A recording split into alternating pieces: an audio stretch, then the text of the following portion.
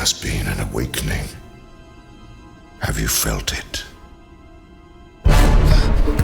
This scene, this exact moment, was the first time we saw anything from Star Wars The Force Awakens. And we have watched, rewatched, and rewatched it over and over again, along with the dozens of other teasers, trailers, and TV spots that have followed. Fans have dissected, analyzed, remixed, and reacted to the clips. That last trailer that aired during Monday Night Football, that one alone was watched over 112 million times in just 24 hours. Suffice to say, people are kind of excited. But even though we've seen a lot, we still have almost no idea what this movie's actually going to be about. It's hype by omission, and Star Wars is forging a new path at a time when most trailers are serving up sort of a Cliff's Note version of the movie that they're selling. The Force Awakens represents the latest evolutionary leap in the long history of the movie trailer.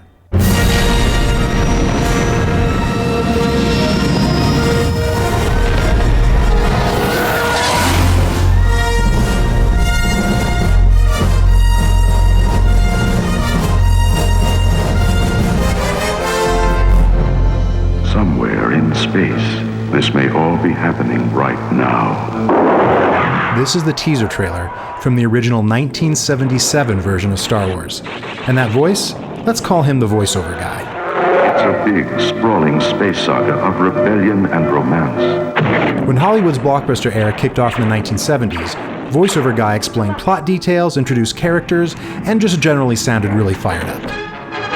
Luke Skywalker and Han Solo rescued the princess, destroyed the Death Star, but their story didn't end there. But today it sounds dated, a little hokey. That's partly because it was a long-standing holdout from the earliest days of movie promotion. Originally, trailers were shown after movies, hence the name trailer, and were just hardcore sales pitches designed to get people back into the theater. In this spot for the 1927 version of The Jazz Singer, he's just straight up telling the camera about how awesome the movie is.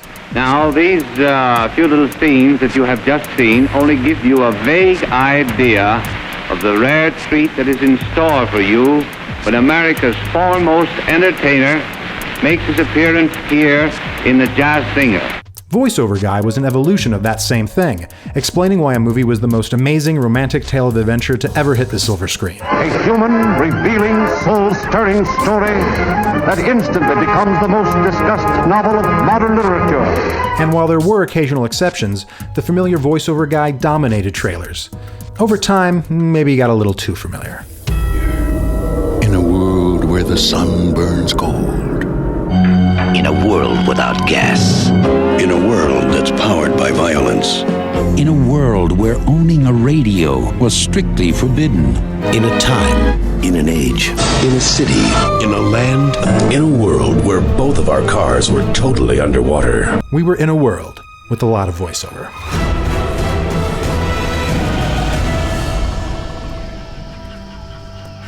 But by the end of the 90s, when trailers for Star Wars The Phantom Menace started coming out, the medium had begun to shift.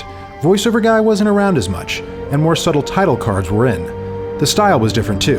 This new breed of trailer could be impressionistic at times, almost moody.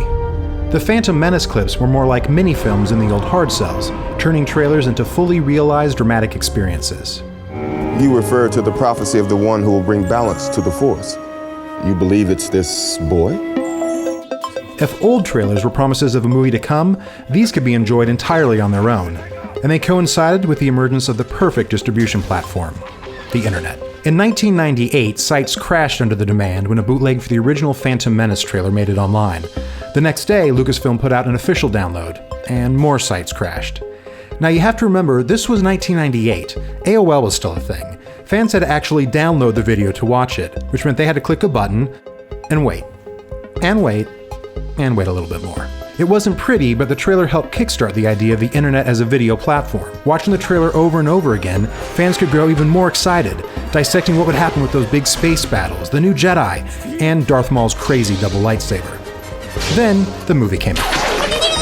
While it was successful, it's safe to say it didn't quite live up to fan expectations. Where the trailers were sleek and stylish, The Phantom Menace itself was clunky and awkward, and subsequent Star Wars trailers left the subtlety behind for plot-heavy exposition palooza. They are using a bounty hunter named Jango Fett to create a clone army! Wait. And like the movies they were selling, they were pretty heavy. The boy has exceptional skills. His abilities have made him arrogant. Excuse me, I'm in charge of security here, milady. By the time Revenge of the Sith rolled around, you didn't even really need to see the movie at all, with the trailer giving away nearly every major plot point and reveal. You're under arrest, Chancellor. Are you threatening me, Master Jedi? And for the most part, that's the trend we still see today, with trailers using up every surprise a movie has to get people into theaters. Hoping to avoid the big reveal in Terminator Genesis that John Connor is a bad guy? Whoops. With so much info coming at fans, and online culture making it so easy to share points of view, it's given rise to a creative cottage industry. The Force Awakens trailer comes in an era of dissection, where fans don't just watch trailers, they break them down, analyze them, post reaction videos, make remixes, even create shot-for-shot duplicates using cardboard sets. Okay, seriously, the hyperspace effect is awesome. I can't say can I? It's become a perfect match of art form and medium, and Hollywood is paying attention. Because today we don't just get trailers, we get TV spots, commercials, featurettes, social media posts teasing a trailer for a movie that's a year away. There's no stopping it, and it is everywhere. Which is exactly why the restraint of The Force Awakens has seemed so novel. I mean, just listen to some of this dialogue. Who are you?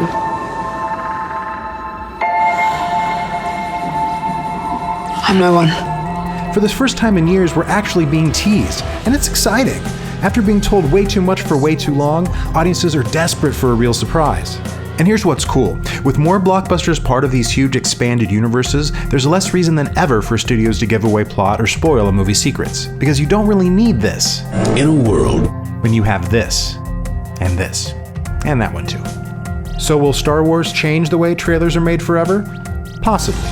Trailer trends come and go, as tastes and the way we process visual information change. And as we've already seen, where and how trailers are shown can have a fundamental impact on the art form itself. But let's not fool ourselves. No matter how wonderful and artistic a trailer may be, it's still just marketing. And the best trailer in the world can't make a movie great.